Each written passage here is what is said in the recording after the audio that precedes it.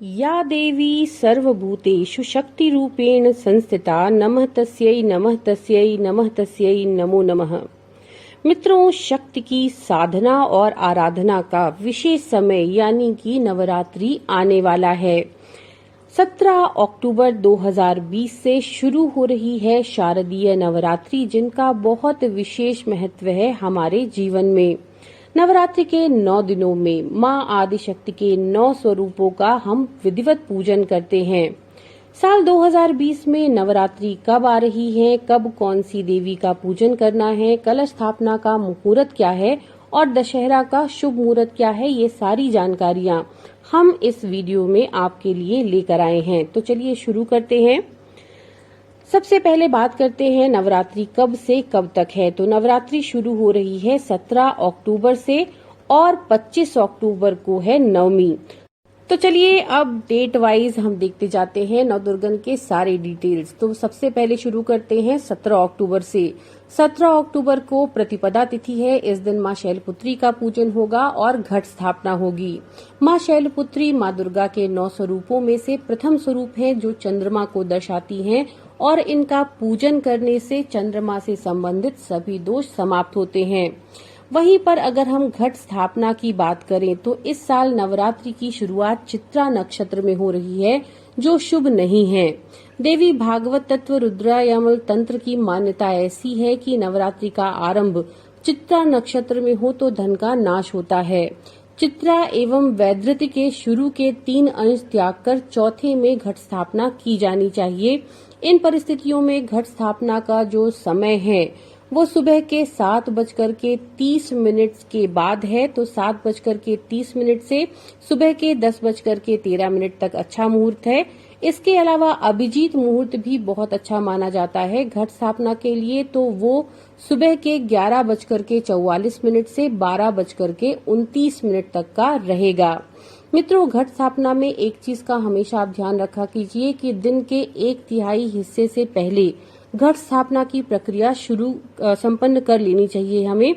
और अभिजीत मुहूर्त तो सबसे अच्छा माना जाता है। इसके अतिरिक्त जो शुभ मुहूर्त माने जाते हैं, शुभ नक्षत्र माने जाते हैं, वो पुष्या, उत्तरा फाल्गुनी, उत्तराषाढ़ा, उत्तरा भाद्रपद, हस्ता, रेवती, रोहिणी, अश्विनी, मूल, श्रवण, घनिष्ठा और पुनर्वसु नक्षत्र हैं। इन नक्षत्रों में कलश स्थापना शुभ मुहूर्तवादी होती है। तो कलश स्थापना के लिए आप समय का ध्यान रखिए। सुबह के 7:30 से 10:13 का, या फिर दोपहर में अभिजीत मुहूर्त में 11:44 से 12:29 के बीच। इसके बाद आता है 18 अक्टूबर, नवरात्रि का दूसरा दिन, द्वितीया का दिन, जिस दिन होती है मां ब्रह्मचारिणी की पूजा।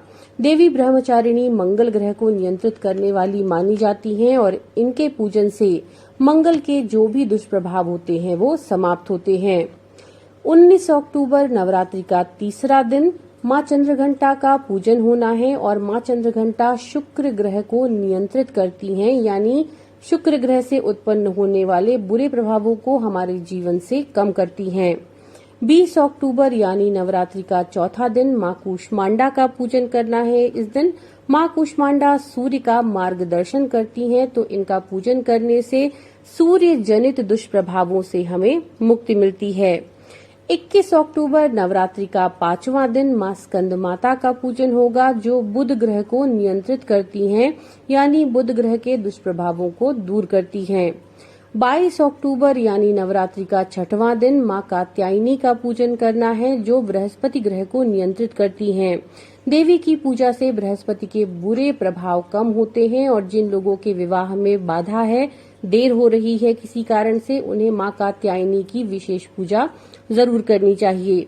इसके बाद 23 अक्टूबर को 7वां दिन नवरात्रि का, इस दिन मां कालरात्रि का पूजन किया जाता है, जो शनि ग्रह को नियंत्रित करती हैं और देवी की पूजा से शनि देव के जो भी दुष्प्रभाव हैं वो दूर होते हैं।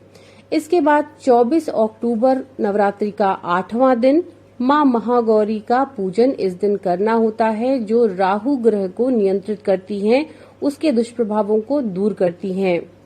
25 अक्टूबर नवरात्रि का 9वां दिन, इस दिन मां सिद्धिदात्री का पूजन किया जाता है, जो केतु ग्रह को नियंत्रित करती हैं उसके दुष्प्रभावों को हमारे जीवन से दूर करती है। इसके बाद मित्रों 25 अक्टूबर को ही दशहरे का भी त्योहार मनाया जा रहा है, क्योंकि 25 अक्टूबर को सुबह के 7:41 से 26 अक्टूबर को 8:59 तक दशमी तिथि रहेगी। तो इसके अनुसार 25 अक्टूबर को दशहरे का त्योहार मना रहे हैं। इस बीच 1:55 से 2:40 तक दोपहर में विजय मुहूर्त रहेगा।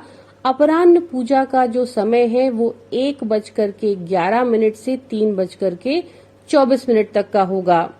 तो दशहरे के मुहूर्त का भी आप अवश्य ध्यान रखिए। इसके बाद जो ये नवरात्रि आ रही है अक्टूबर में 2020 में, इसमें बहुत ही शुभ संयोग बन रहे हैं, क्योंकि इसमें 4 सर्वार्थ सिद्धि योग हैं जो बन रहे हैं 17, 19, 23 और 24 अक्टूबर को।